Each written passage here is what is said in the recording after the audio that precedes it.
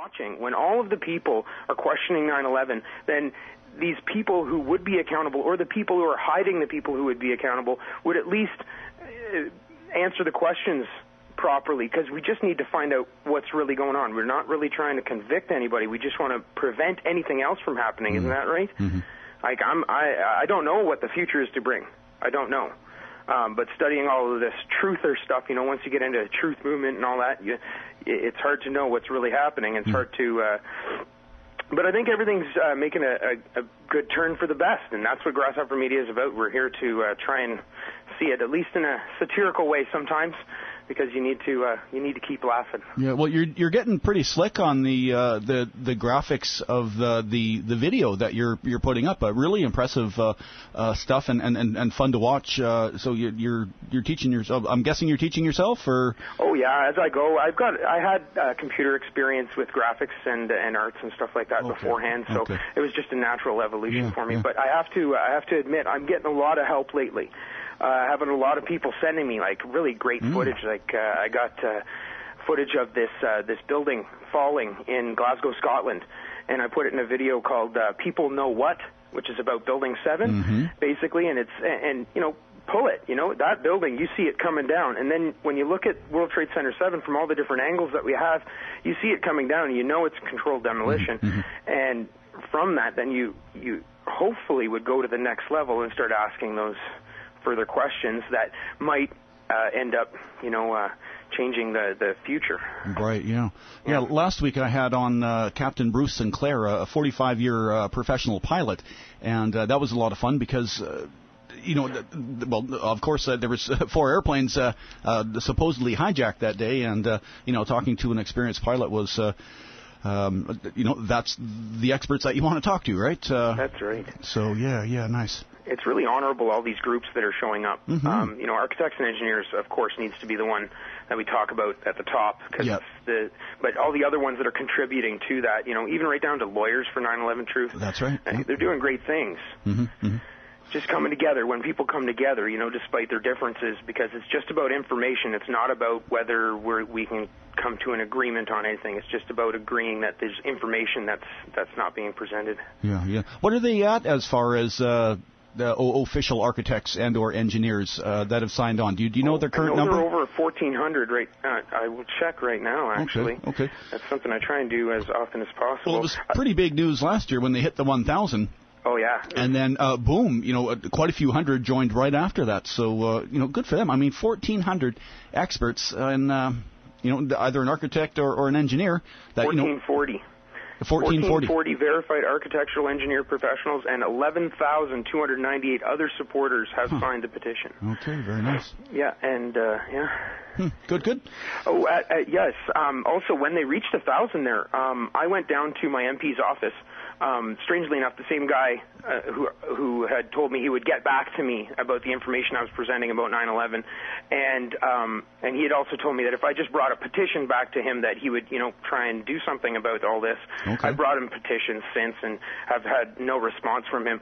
So on this year, on September 11th, for the 9th anniversary, we did press conferences. Okay. Actually, I think it was in October. I think we did it after the anniversary.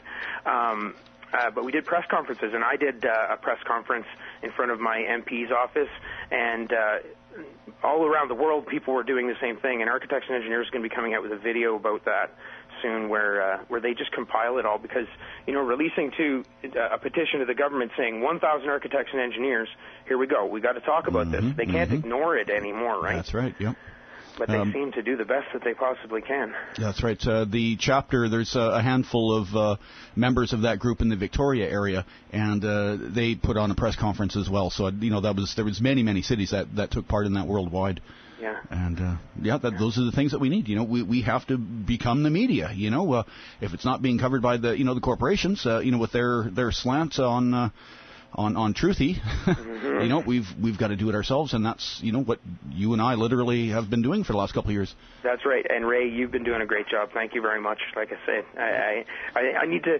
I met a man the first day I went out truth actioning by myself. The day after I met Richard Gage, and a man walked up to me and he said, "You truther." He shook my hand, really big guy, big hand, shook my hand. He said, "You truthers are some of the best people I've ever met." Neat. And that stuck with me, and And really, everybody that I meet in this, they're phenomenal people. They don't always get along, everybody, but, you know, and in fact, some of them are the most argumentative people, which is great because we need to be really skeptical about all these things. We need to ask questions, and sometimes debate is the only way we'll actually get there. Nice. We just need to be careful.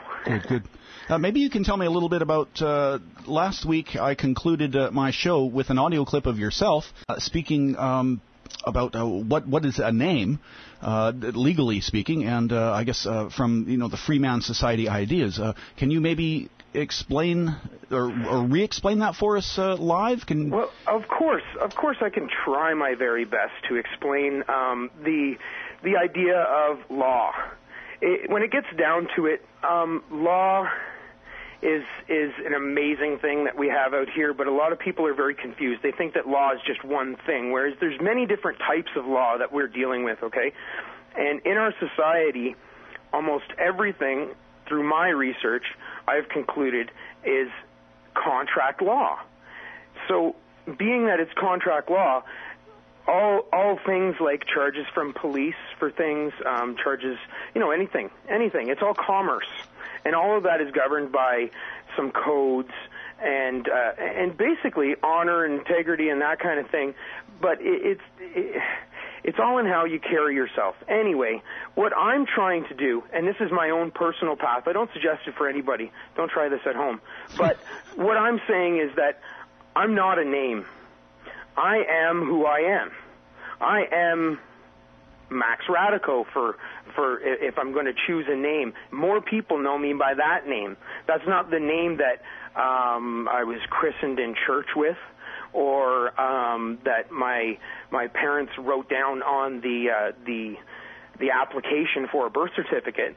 But that being Matthew Rasico. But when all of that is created, it's from my research, it's a corporation. Mm-hmm. That's a corporation.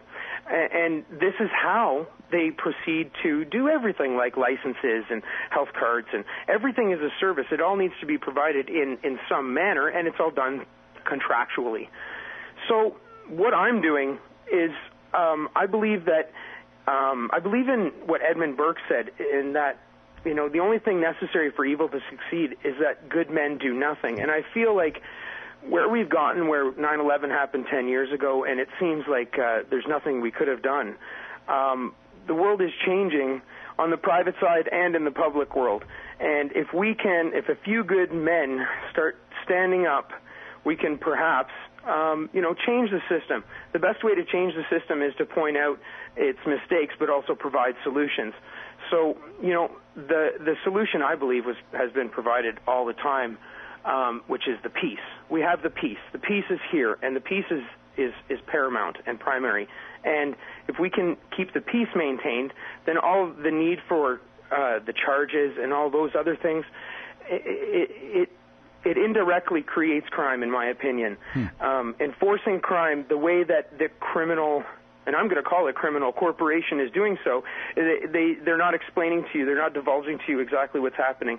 And like I said in one of my recent videos, their best advice is always to give you legal advice. But the moment that you hire a lawyer and you walk in, the lawyer is now in charge of your fate and destiny. You can't stand up for yourself. And as a person, you're not a person. You have a person. So it's just that simple. It's about going into things willingly, without being forced, because that's what the police officers mainly, that's where I deal with my interactions mainly. The police officers need to maintain that peace. They need to know their first oath, which is to maintain the peace. The second oath is to maintain the statutes and such. And me personally, I don't have a lot of money. You're talking, your friend there who's making the video about the salmon, he would like some funding and stuff like that. I'm trying to travel around this country and meet as many people as I can. I can't afford to have to pay out fines if I'm doing anything. I have the right to protect myself under the Constitution. Mm-hmm. And via that, I feel like a debt to society seems like an infringement on me. However, I also realize that all money is debt. So if I could get them in court to admit that, that would be great. Okay. So it's just about my own personal journey. I'm taking things one step at a time. I know what I don't usually act before I'm really sure about what it is that I'm doing. Okay.